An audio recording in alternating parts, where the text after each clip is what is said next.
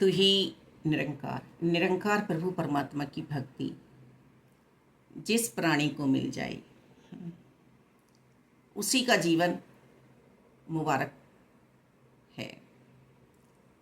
निर्गुण निरंकार प्रभु परमात्मा को हम मन के श्रद्धा भाव से रिझा सकते हैं और साकार को हम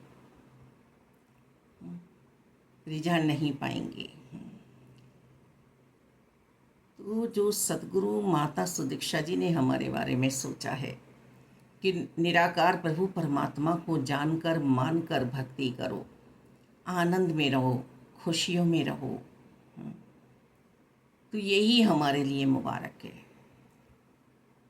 हम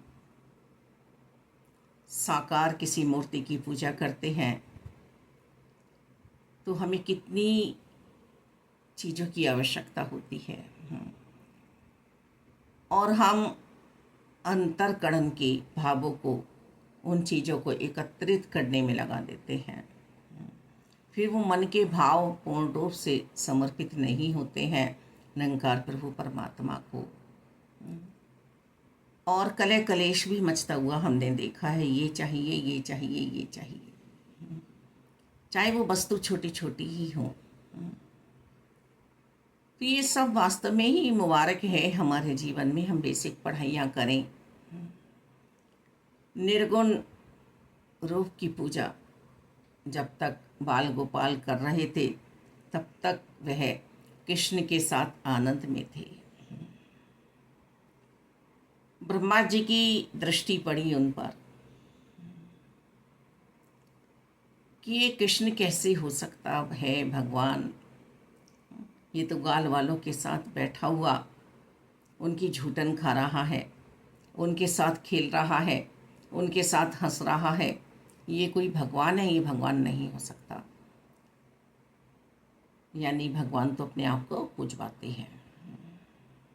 आज सतगुरु माता सुदीक्षा जी भी हमारे साथ आनंदमय स्थिति में है। नगर नगर जाकर ये आवाज़ें लग रही हैं कि तुम भी निरंकार को पा सकते हो, तुम भी निरंकार की भक्ति कर सकते हो, तुम भी निरंकार के साथ रहते हुए संसार में मानवता का परिचय दे सकते हो। निर्गुण सुलभ है, हर पल हमारे साथ है, और इन्हें ही याद रखने के लिए, क्योंकि मैं अल्प जीव हूँ ना, अल्प बुद्धि है ना मेरी, मैं भूल भी तो जाती हूँ ना, इसीलिए सत्य का संग करने के लिए संगत भी हमें जाना है नित्य प्रति। हर पल हमें सिमरन में रहना है, हर पल हमें सेवा भाव में रहना है, अपने ऊपर हमें बोझ नहीं उठाना है। दृष्टांत भी याद आ रहा है कि ये पत्थर उठा लो, इशारा तो हुआ कि यहाँ से हटा दो ये पत्थर, इसे उठा के इधर से उधर रख दो, पर वो पत्थर उठाकर अपने सिर पर चल दिया और आगे चलने वाले अपने गुरुदेव से कह रहा है, अब मैं थक चुका हूँ, इस पत्थर को कहाँ रखूँ। यही अवस्था हमारी भी हो रही है कि गुरुदेव कह रहे हैं, चिंताओं को छोड़कर चिंतन में आ जा तू, चर्चाएं गुरु की कर, चर्चाएं प्रभु की कर। तो ब्रह्मा जी की दृष्टि जब पड़ी बाल गोपालों पर कि इन्हें ही क्यों ना मैं उठा लूँ, फिर देखता हूँ कि कृष्ण है, भगवान है, या माया ही कोई छलावा है। उन्होंने सभी बाल गोपालों को उठा लिया। और ये वार्ता भी यहाँ पर इस तरह से हमें समझाई जा रही है भागवत जी में कि जब तक गोपाल ग्वाले प्रभु परमात्मा निराकार दातार के साथ साकार रूप में एक मिल थे, तब तक तो उन्हें ब्रह्मा जी नहीं उठा पाए थे, आनंद में थे। जब उन्हें अपने बछड़ों की याद आई, गायों की याद आई, चिंता हुई तब उन्हें ब्रह्मारूपी बुद्धि ने हर लिया, हरण हो गया उनका, कृष्ण से अलग हो गए। लगभग 1 साल तक ये दृष्टांत कोई देख नहीं पाया वृंदावन में कि उनके बच्चे, उनकी गाय, उनके बछड़े सब ब्रह्मा जी ले गए हैं। कृष्ण ने ऐसे ही फिर स्वरूप फिर बना दिए।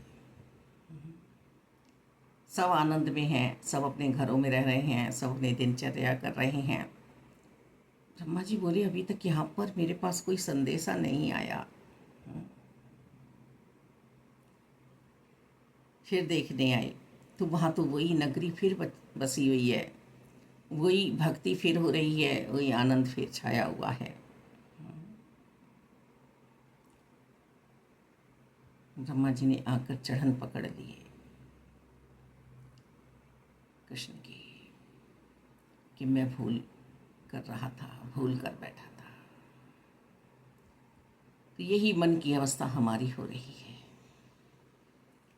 समय पर आए हुए की हम कदर नहीं करते हैं।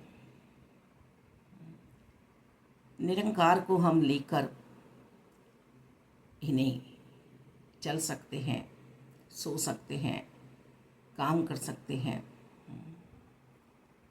और साकार में हम दुविधा में पड़ जाते हैं।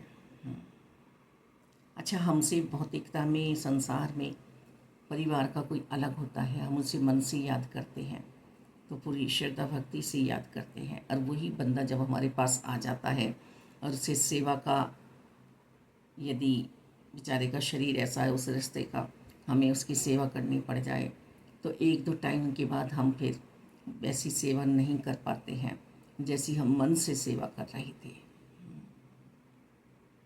तो निरंकार को भजते हुए, साकार का आदर सत्कार करते हुए, समर्पित भाव से साकार के चरणों में, गुरुदेव के चरणों में अपना सब कुछ तन मन धन अर्पण करते हुए, सिर्फ और सिर्फ आनंद में रहते हुए, भक्ति भाव में रहते हुए परिवार को निभाएं, समाज को निभाएं, एक अच्छी सोच बनाएं।